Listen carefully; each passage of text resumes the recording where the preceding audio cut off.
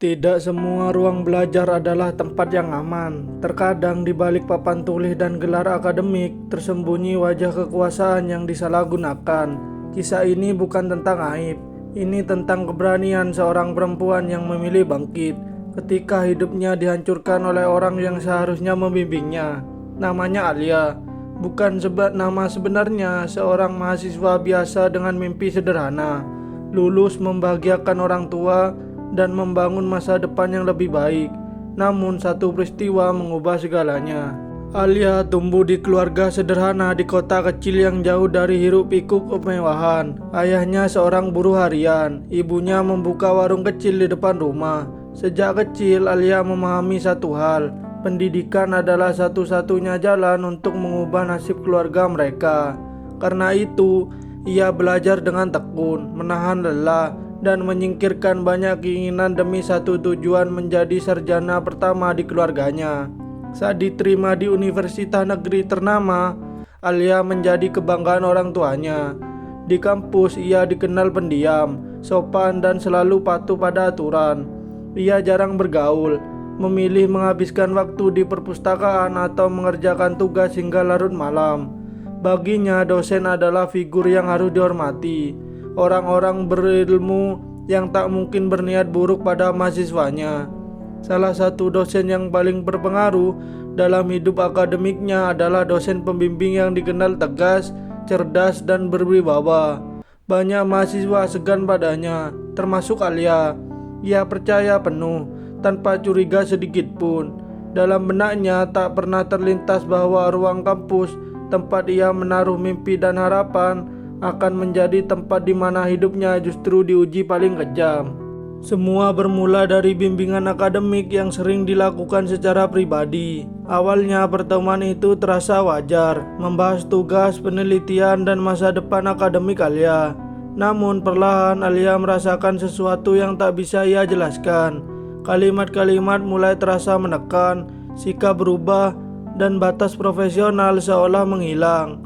Alia merasa tidak nyaman, tapi ketakutan menutup mulutnya. Ia hanya mahasiswa biasa. Lawannya adalah dosen dengan kuasa nilai, kelulusan, dan reputasi. Setiap kali hendak menolak atau menjauh, bayangan akan masa depan yang hancur membuatnya terdiam. Ia meyakinkan dirinya bahwa semua akan baik-baik saja, bahwa ia mungkin hanya terlalu sensitif. Hingga suatu hari, kepercayaan itu runtuh sepenuhnya. Dalam situasi yang seharusnya aman, Alia kehilangan kendali atas dirinya. Dunia seakan berhenti berputar. Tidak ada teriakan, tidak ada perlawanan yang terdengar, hanya tubuh yang gemetar dan pikiran yang kosong. Sejak hari itu, Alia bukan lagi dirinya yang dulu. Ia datang ke kampus dengan senyum palsu, pulang dengan hati yang hancur. Luka itu tak terlihat, namun setiap detik terasa nyata, menggerogoti keberanian, menghancurkan rasa aman, dan meninggalkan trauma yang akan ia bawa lama dalam hidupnya. Hari-hari Alia berubah menjadi rangkaian kecemasan yang tak berujung. Ia mulai sulit tidur, kehilangan fokus, dan sering menatap kosong ke layar ponselnya. Tubuhnya melemah, pikirannya kacau, namun ia terus memaksakan diri untuk terlihat baik-baik saja. Hingga suatu pagi, rasa mual yang terus datang membuatnya curiga. Dengan tangan gemetar, Alia melakukan tes kehamilan. 2 garis itu seolah menampar seluruh hidupnya. Alia terduduk lemas, nafasnya sesak. Dunia yang selama ini ia bangun runtuh seketika. Ia menangis tanpa suara, menutup mulutnya dengan bantal agar tak ada yang mendengar. Rasa takut, malu, marah, dan benci pada dirinya sendiri bercampur menjadi satu. Padahal jauh di lubuk hati, Alia tahu ia tidak pernah meminta semua ini terjadi. Setiap malam, pikirannya dipenuhi pertanyaan gelap. Bagaimana masa depannya? Bagaimana dengan kuliahnya? Apa kata orang tua dan lingkungan? Tekanan sosial yang begitu kejam membuat Alia merasa sendirian. Ia mulai menarik diri, menghindari teman, dan menyalahkan dirinya atas luka yang sebenarnya bukan kesalahannya. Bahkan sempat terlintas keinginan untuk menyerah pada hidup.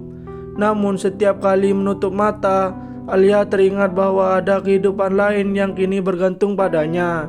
Dari titik terendah itulah perlahan muncul satu kesadaran. Ia harus bertahan meski hanya selangkah demi selangkah. Butuh waktu berbulan-bulan bagi Alia untuk mengumpulkan keberanian.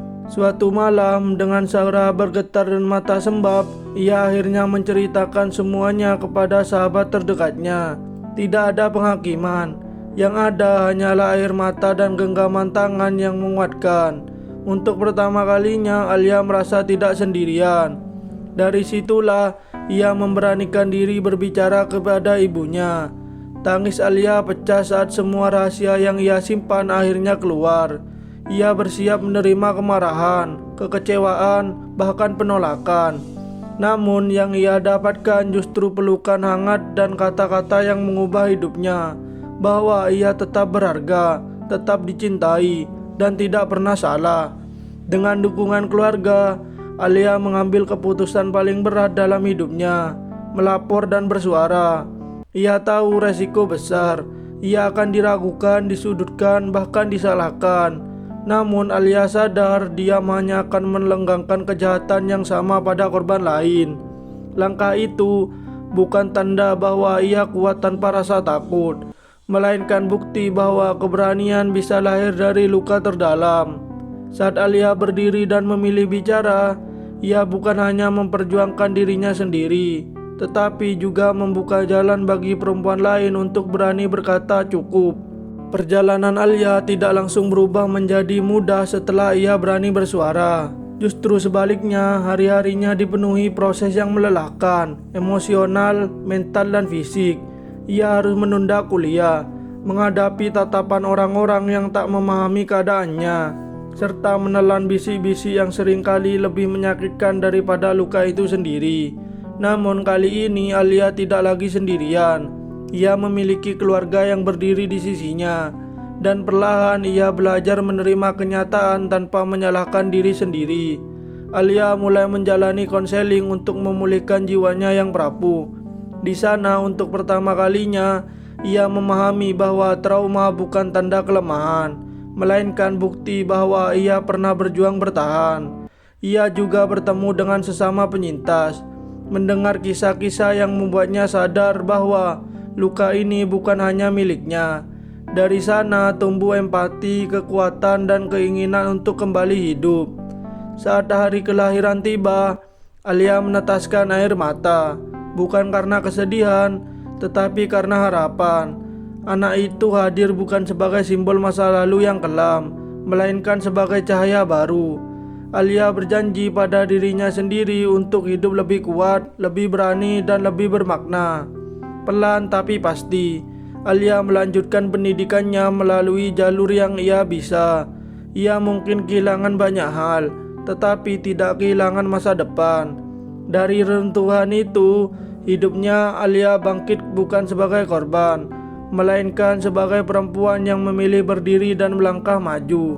Hari ini Alia mungkin tidak hidup seperti yang dulu ia rencanakan. Jalannya berbeda, penuh tikungan dan luka yang tak pernah ia minta. Namun justru dari jalan itulah Alia menemukan makna baru tentang kekuatan.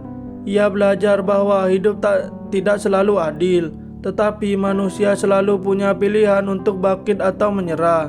Alia bukan perempuan lemah yang hancur oleh masa lalunya. Ia adalah penyintas yang memilih berdiri.